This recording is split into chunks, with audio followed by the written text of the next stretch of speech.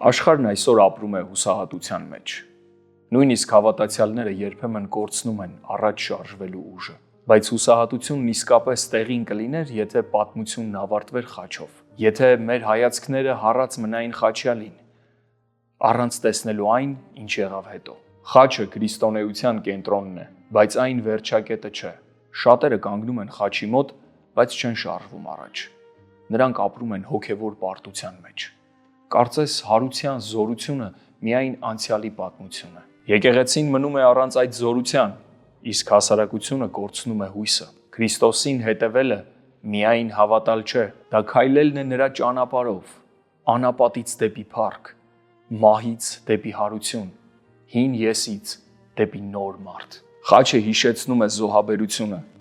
իսկ հարությունը տալիս է զորություն։ Խաչը ցույց է տալիս մեղքի ծանրությունը,